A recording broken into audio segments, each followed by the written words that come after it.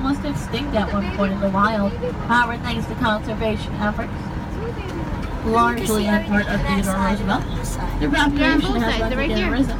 So you can find them roaming all over the western United States again. There's just a lot of them. Look at the babies, Jay.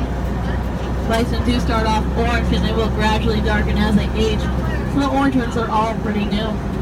Oh, one's crossing the street. Hanging out in the water, we do have some more of our Roosevelt elk. Roosevelt elk have what are known as true antlers. This means they will actually lose their antlers at the end of their breeding season just to regrow up for their next breeding season. Some more baby bison over there on our left. Also on our right, you'll see some of our rhea.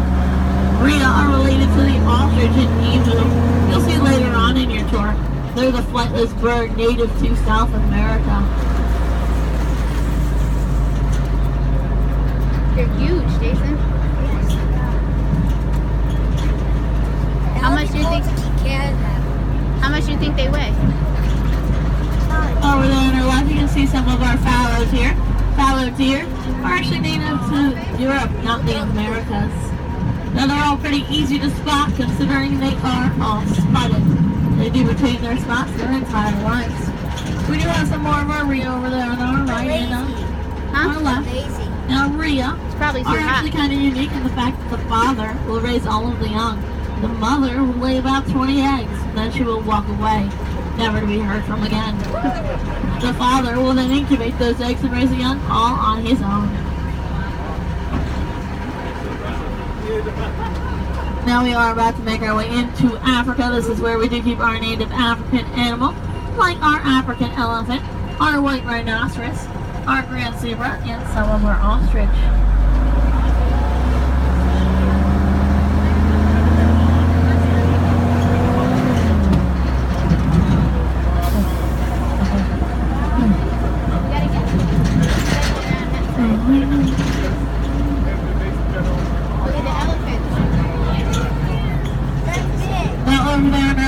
See some of our African elephant. African elephant are the largest land mammal in the entire world, capable of weighing anywhere up to 7 tons, which is about 3.5 cars. Now all our elephant here are female elephant.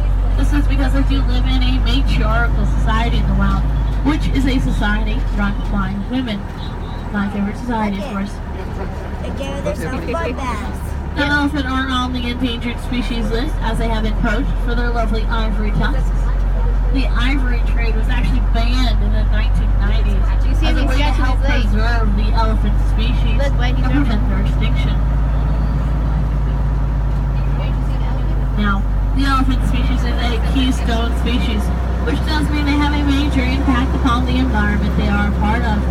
Now, if the elephant species ever did go extinct, the landscape of Africa would change drastically. It'd go from being a grasslands to being a foresty area.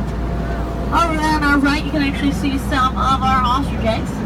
Ostrich eggs are about 12 times the size of a chicken egg, making them the largest eggs in the world.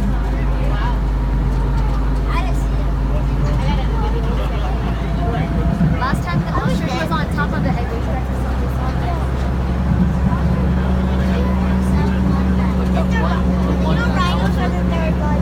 Now we are just going around the elephant habitat over here. Now, elephant skin is just as sensitive as ours.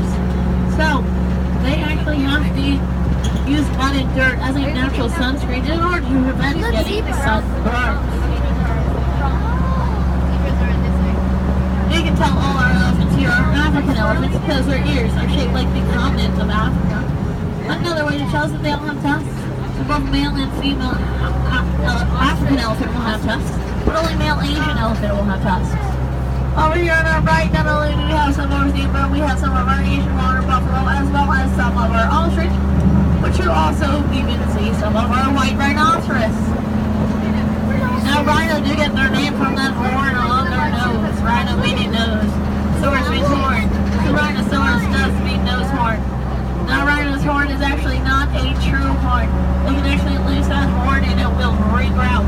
It's made out of the same stuff as our hair and our nails, which is keratin, by the way. A true horn, well, you can lose it, will not regrow. And of course, we ostrich. The ones with the grayish brownish feathers are female ostrich. Yep. Over there on our left, you can see some of our zebra. Now, if you guys decide to pick one of our zebra and memorize its stripes, you'd actually always be able to tell that zebra apart from the rest of its herd, as the zebra stripes are unique to each and every zebra, just like your fingerprint. Now, these brown ones are some of our Asian water buffalo. Asian water buffalo will spend about 80% of their life in the water. Now, that's not because they enjoy swimming, but rather to help them evade any predators that dislike the water.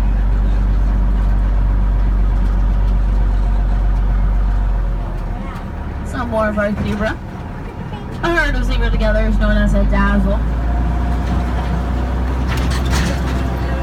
Now we are about to make our way into the wild plains portion of our tour here.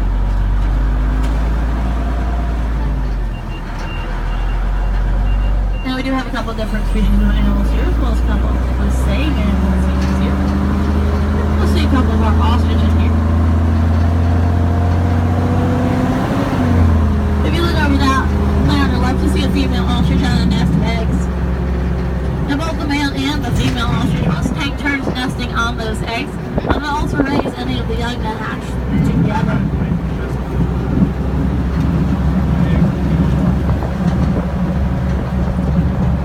Over there on our right, you can see some of our Bezo orcs. Bezo's orcs are native to the deserts of Africa. They can raise their body temperature up to 116 degrees Fahrenheit in order to retain water and prevent dehydration. Now also coming up on our right, these really tall ones are some of our common eland. The eland is the largest antelope species in the entire world, but also the slowest, as their top speed is only 25 miles per hour. Now they do make up for that by being very good jumpers, able to jump anywhere up to 8 feet in the air when startled. Those ones in the back with the white bellies and the tan backs are our black buck. They are all male black buck because they do belong to a bachelor right here. And those white ones in the background are our Dama gazelle. Dama gazelle are the largest and rarest gazelle in the world. Over there on our left, you can see some of our Lepus waterbuck. Our Lepus waterbuck actually get their name from the lovely white circle they do possess upon their behinds.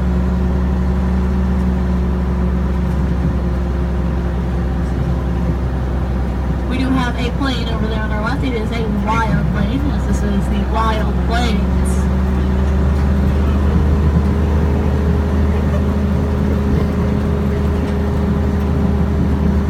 Where's the giraffes? I think it's coming up. It's almost over. I think so. That was short.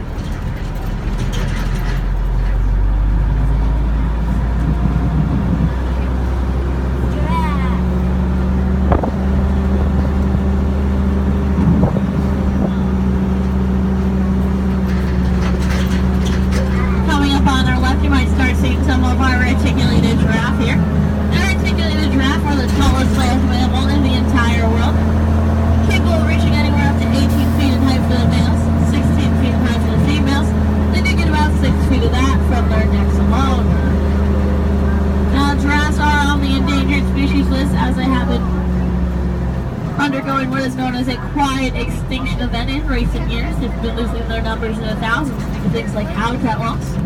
Over here on our right, these are some of our white-bearded nudes. They're also known as the blue wildebeest. These guys actually make an appearance in the Lion King movie. They are the stampedian species from the Mufasa Sea.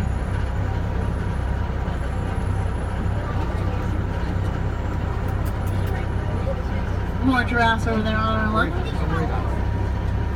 Giraffes are actually really big-hearted, and I do mean that quite literally. Their heart can span up to 2 feet across and weigh up to 25 pounds. Now these white ones just walking along on our left are some of our scimitar-horned orcs. Scimitar-horned orcs were actually extinct in the wild all the way up until last year, when they were reintroduced. The first scimitar-horned orc was born in the wild in 30 years last year. And right up ahead is our halfway point here. This is Camp Aventura. Now, if you guys do decide to get off here at camp, you can feed our giraffes. This does occur every hour on the half an hour